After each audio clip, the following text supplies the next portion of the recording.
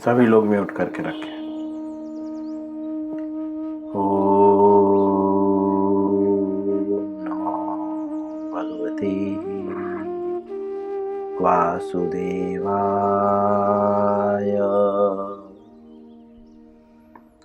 ओम नमो भगवते वासुदेवाय। ओम नमो भगवते वासुदेवाय।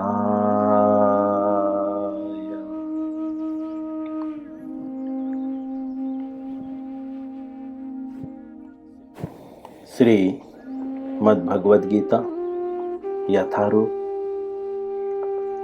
अध्याय 9। अध्याय का नाम है परम गुह्य ज्ञान। श्लोक संख्या 29।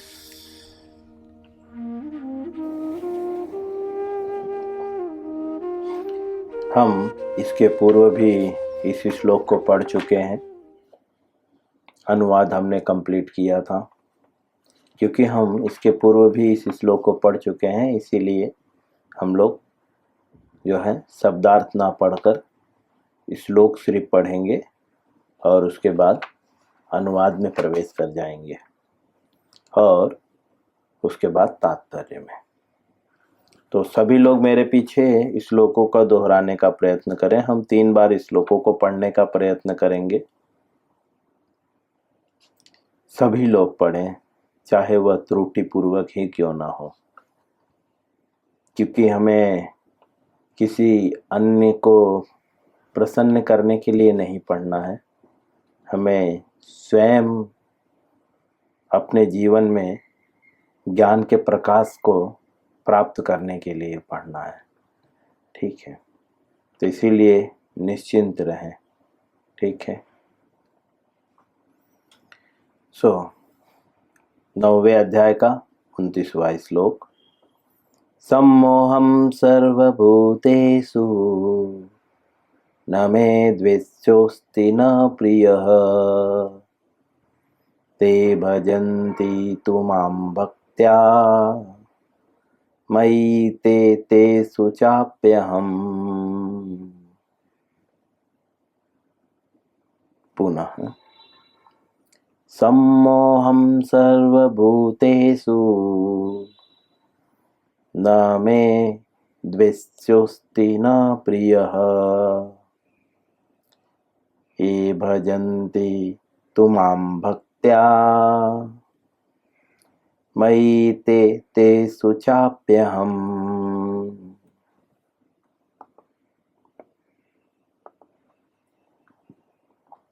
पुनः सम्मोहं सर्वभूतेषु न मे द्वेष्योऽस्ति न प्रियः ये भजन्ति तु मां भक्त्या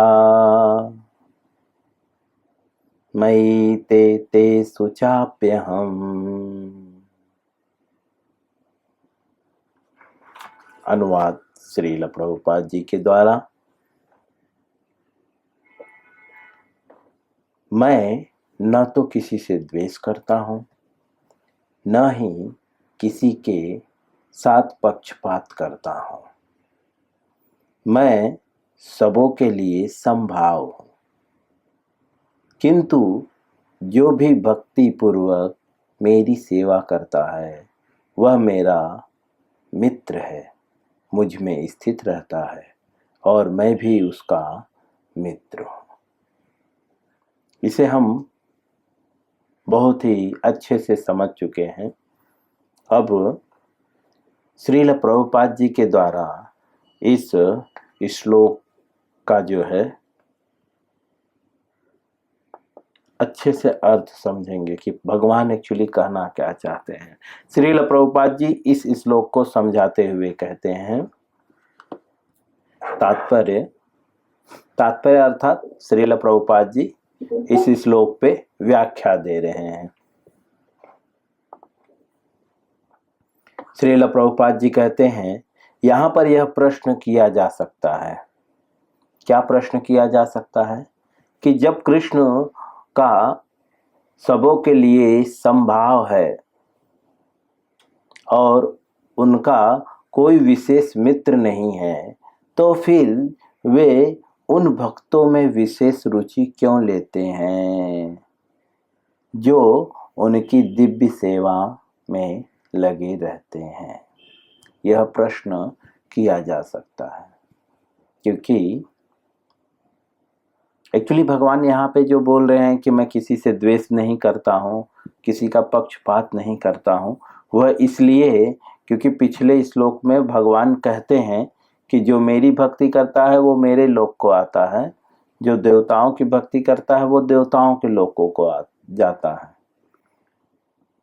ठीक है, लेकिन देवताओं के लोकों में जाने के लिए भी सेम कंडीशन है, उसको शुद्ध होना पड़ेगा, और शुद्ध होने के लिए एक ही प्रक्रिया है, भगवान विष्णु को जो है अर्पित किया हुआ जो है वस्तु ही ग्रहण करें, चाहे वो कुछ भी हो, चाहे वो खाद्य पदार्थ हो, चाहे प्रत्येक चीजें, वस्त्र से लेकर शस्त्र तक, अन्न से लेकर जल तक, प्रत्येक चीजें भगवान विष्णु को अर्पित करके यज्ञ के रूप में उसे ग्रहण करने से ही जीव जो है शुद्ध होता है।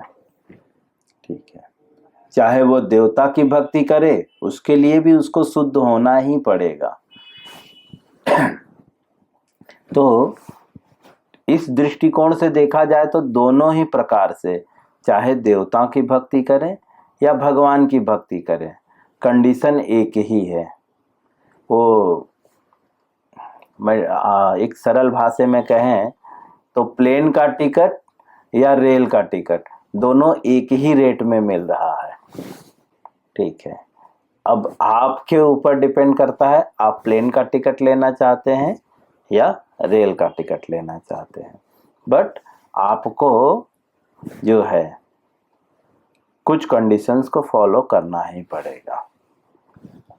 तो बुद्धिमान व्यक्ति तो प्लेन का ही टिकट लेगा क्योंकि वहां पे वक्त भी बचेगा। तो जो बुद्धिमान है, इसीलिए भगवान स्वयं कहते हैं बहुनाम जन्मनाम मनते ज्ञान माम प्रपद्यते वासुदेव सर्वमेति सो महात्मा अति दुर्लभ। ऐसा महात्मा बहुत दुर्लभ है जो वासुदेव सर्वमेति। तो क्योंकि वहां पे अब नॉर्मली हम समझेंगे यार प्लेन का भी वही रेट है, तो इसका मतलब दो पक्षपात हो रहा है। तो भगवान यहाँ पे पक्षपात नहीं कर रहे हैं, यह पक्षपात नहीं है, यह आप पे डिपेंड करता है। संसार में दोनों ही चीजें अवेलेबल है, ठीक है, बस आप पे डिपेंड करता है आप क्या लेना चाहते हैं। अगर आप देवताओं को लोकों को जाते हैं तो भगवान तो पहले ही बता चुके हैं, देवता के लोग जाने पे छीणे पुणे मृत्यु लोक विसंति, पुनः वापस आना पड़ेगा। लेकिन भगवान के धाम जाने के लिए ऐसा तो नहीं भगवान ने हमें नहीं बताया, छिपा दिया, बिल्कुल नहीं, भगवान ने बता दिया है। इसके लिए भी आपको शुद्ध होना पड़ेगा, इसके लिए भी शुद्ध होना पड़ेगा।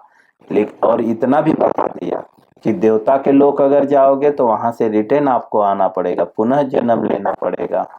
ठीक है, लेकिन अगर मेरे लोग को आओगे तो बोलते हैं त्यक्त्वा देहम पुनर्जन्मम नेति मामेति सो अर्जुना। दोबारा इस शरीर को छोड़ने के बाद दोबारा जन्म नहीं लोगे अगर तुम मेरे लोकों में जाने के लिए प्रयत्न करते हो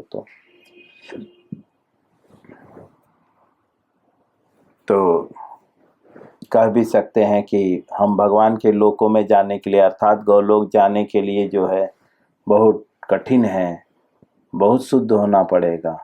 तो भगवान ये भी आश्वासन देते हैं, ठीक है, नेहा भी क्रमनाशोस्ति प्रत्यवायो न विद्यते स्वल्पमप्यस्य धर्मस्य त्रायतो महतो भयात्। बोलते हैं ठीक है, थोड़ा सा भी तुम धर्म का पालन करो, थोड़ा तो प्रयत्न करो, मैं तुम्हें महान से महान भय से तुम्हारी रक्षा करूंगा। लेकिन तो भी यहाँ पर भगवान कहते हैं कि मैं यहाँ पे बताते हैं कि जो भक्ति पूर्वक मेरी सेवा करता है वह मेरा मित्र है। अर्थात उसमें विशेष रुचि भगवान दिखा रहे हैं। तो प्रभुपाद जी कहते हैं कि यहाँ पे क्वेश्चन मार्क क्रिएट होता है, ऐसा क्यों भगवान सभी को समभाव देख रहे हैं लेकिन विशेष रूप से जो उनकी सेवा कर रहा है उनमें रुचि लेते हैं। दिव्य सेवा मतलब आध्यात्मिक, दिव्य मतलब आध्यात्मिक होता है। या दिव्य का तात्पर्य यह भी है कि अपने इंद्रिय तृप्ति के लिए न करके कृष्ण के इंद्रिय तृप्ति के लिए कार्य को दिव्य कहते हैं। श्रील प्रभुपाद जी लिखते हैं, किंतु यह भेद भाव नहीं है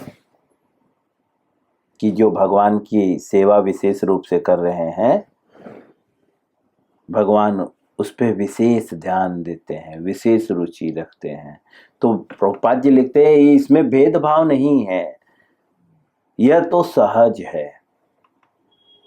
उदाहरण भी देते हैं श्रील प्रभुपाद जी, कैसे सहज है। इस जगत में हो सकता है कि कोई व्यक्ति अत्यंत उपकारी हो। अत्यंत उपकारी मतलब लोगों पे बहुत कृपा करता हो, बहुत दान देता हो, बहुत धर्म करता हो, गरीब बच्चों को पढ़ाता हो, ठीक है, बहुत उपकारी। किंतु तो भी वह अपनी संतान में विशेष रुचि लेता है ना। हम देखते हैं बहुत सारे ऐसे लोग हैं जो बहुत धर्म कर्म करते हैं, गरीबों को पढ़ाते हैं, स्कूल खोले हुए, लेकिन अपने बच्चे पे विशेष जो है ध्यान देते हैं वे, जो उनकी संतान है। भगवान का कहना है कि प्रत्येक जीव चाहे वह जिस योनि का भी हो उनका पुत्र है। अतः वे हर एक को जीवन की आवश्यकताओं जीवन की आवश्यक वस्तुएं प्रदान करते हैं। श्रील प्रभुपाद जी कहते हैं कि भगवान कहते हैं कि सभी उनके पुत्र हैं और हर किसी की जो आवश्यकता है, जो भी वस्तुएं उसको जरूरी है, उसे भगवान प्रदान करते हैं। वे उस बादल के सदृश से हैं। बादल मतलब जो बारिश वाला बादल, ठीक है, उस बादल के सदृश से हैं जो सबों के ऊपर जल वृष्टि करता है, बारिश करता है। जल वृष्टि मतलब बारिश करना।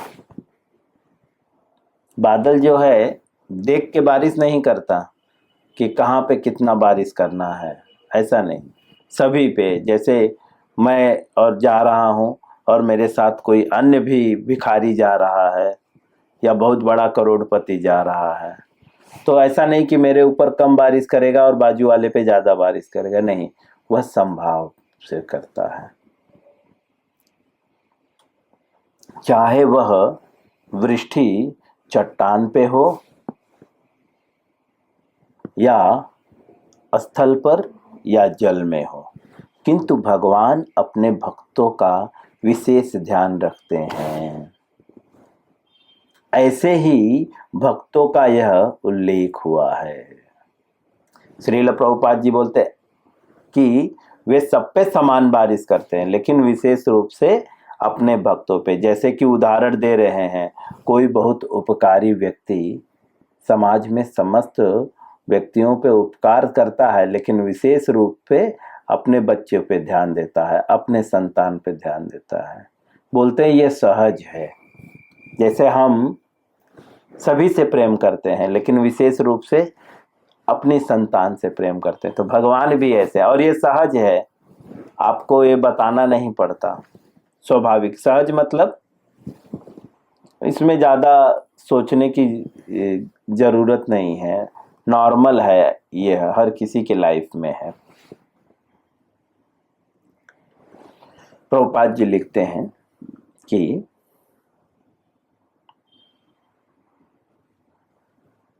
ऐसे ही भक्तों का यहाँ उल्लेख हुआ है।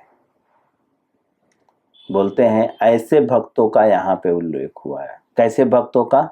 जिससे भगवान विशेष रूप से प्रेम करते हैं। तो उनके लक्षण क्या है? ऐसे भक्तों का उल्लेख मतलब उनके लक्षण क्या है? क्योंकि हम भी विशेष बनना चाहेंगे। एक क्वेश्चन मार्क है यहाँ पे। प्रभुपाद जी खुद ही एक्सप्लेन कर रहे हैं कि ऐसे भक्तों का यहाँ पे उल्लेख हुआ है। ठीक है, आप भी ऐसे भक्त बन सकते हैं कि कृष्ण आपसे विशेष रूप से प्रेम करें।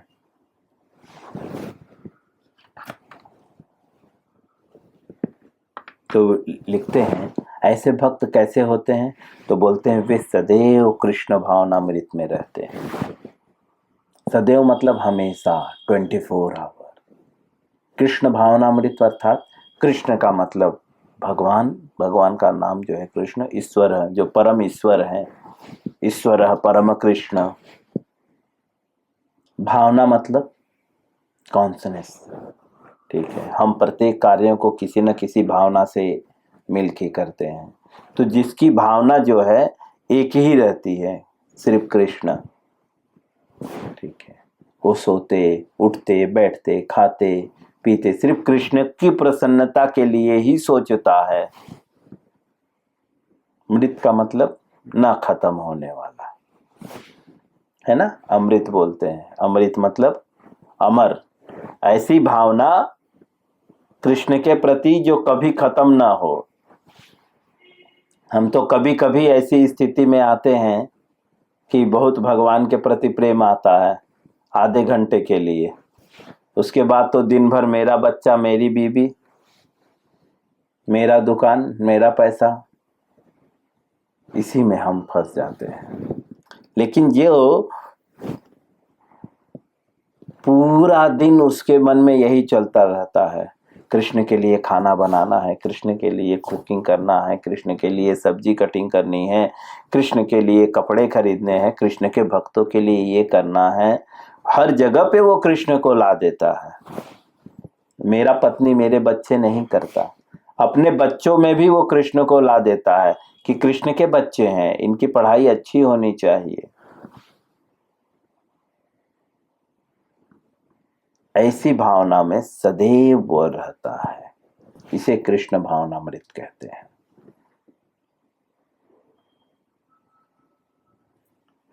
फलतः वे निरंतर कृष्ण में लीन रहते हैं।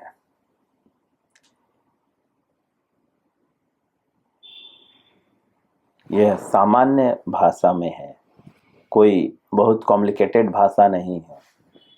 कुछ लोग बोलते हैं ना, ये एकदम पत्नी भक्त है। पत्नी भक्त है मतलब जो कुछ करता है पत्नी से पूछ के करता है, जो कुछ करता है पत्नी के लिए करता है। ऐसे ही जो कृष्ण में सदैव लीन रहते हैं। कृष्ण पे लीन या आध्यात्मिक चेतना में लीन, दोनों एक ही है। आध्यात्मिक चेतना ही अर्थात कृष्ण में लीन होना है। अर्जुन भगवान से पूछता भी है, हे प्रभु, जो आध्यात्मिक चेतना में लीन व्यक्ति हैं उसके लक्षण क्या हैं? जी प्रभु जी, जी जी जी प्रभु जी प्रभु। लड़का है, उसका नंबर है क्या? नहीं है शायद। तो मैं सेंड करता हूँ। जी जी जी।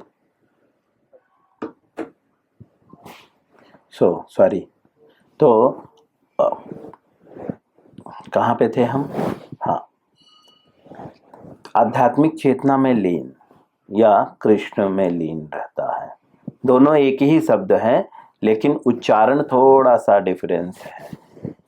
ठीक है, तो अर्जुन भी भगवान से पूछता है आध्यात्मिक चेतना में लीन व्यक्ति के लक्षण क्या है? स्थिति प्रज्ञस्य का भास समाधिस्तस्य केशवः स्थिति दिम किम प्रभासेत कृमासेत ब्रजेत किम। हे प्रभु, जो आध्यात्मिक चेतना में लीन व्यक्ति है उसके लक्षण क्या है? वो कैसे बोलता है, कैसे चलता है, कैसे खाता है, कैसे उठता है, कैसे बैठता है? इतना डीपली पूछता है अर्जुन भगवान से। तो भगवान अर्जुन को उसके नेक्स्ट श्लोक में उत्तर भी देते हैं। प्रजहाति यदा कामान सर्वान पार्थ मनोगतान आत्मनेव आत्मना तुष्ट स्थिति प्रज्ञस्य दोच्यते।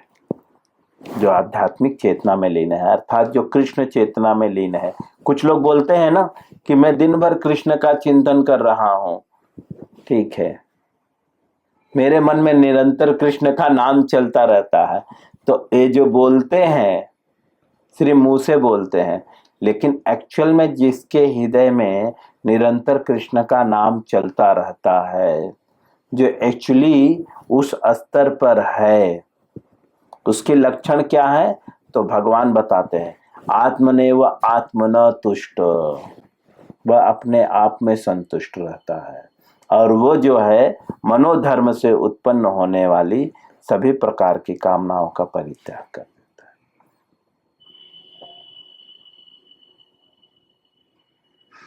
बट हम देखते हैं जो ऐसे लोग बहाने मारते हैं कि प्रभु मेरे हृदय में तो माला क्या जप करें प्रभु, दिन भर भगवान का नाम चल रहा है, हरे कृष्ण हरे राम, मंत्र भी पूरा नहीं बोलते वे लोग, बोलते हैं मेरे हृदय में हमेशा चलता रहता है, मन में हमेशा चलता रहता है।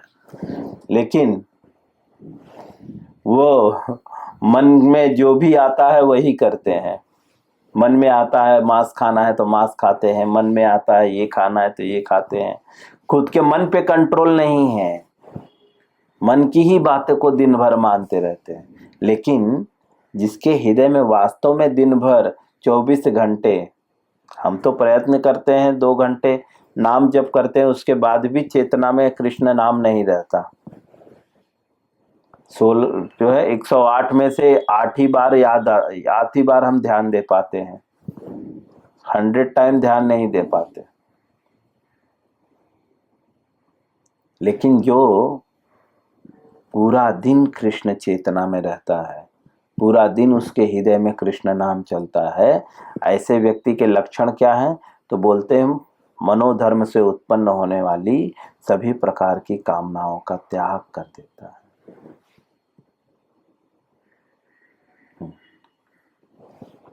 आगे भी दुखेषु नुदुग्नमनः सुखेषु विगत स्प्रियः वेतराग भय क्रोध स्थिति धी मुनि रुच्यते।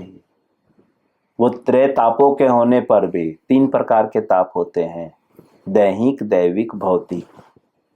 तीनों प्रकार के तापों के होने पर भी, अर्थात उस व्यक्ति पे अगर तीनों ताप आ जाए, देवता भी कष्ट दें, समाज भी कष्ट दे, शरीर भी कष्ट दे, तो भी वो विचलित नहीं होता।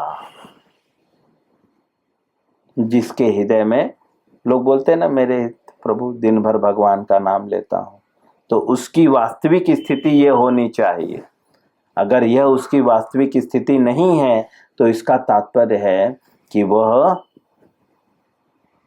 झूठ बोल रहा है, क्योंकि यह स्थिति आने के लिए अभ्यास करना पड़ेगा।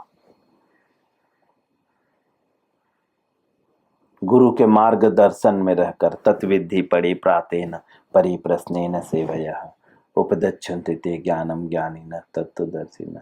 पहले उसे ज्ञान प्राप्त करना होगा, फिर धीरे धीरे वह इस स्थिति में पहुंच सकता है। तो श्रील प्रभुपाद जी लिखते हैं कि भगवान कैसे भक्तों पे विशेष रुचि रखते हैं, विशेष कृपा करते हैं, कैसे भक्त को अपना मित्र मानते हैं, जो हमेशा कृष्ण चेतना में लीन है। और कृष्ण चेतना में लीन के लक्षण क्या हैं? तो अर्जुन भगवान से पूछता है और भगवान अर्जुन को उत्तर दे देते हैं। ठीक, हम यहीं पे विराम करेंगे। इसके आगे का पैराग्राफ जो है हम कल कंप्लीट करेंगे। हरे कृष्णा। इससे संबंधित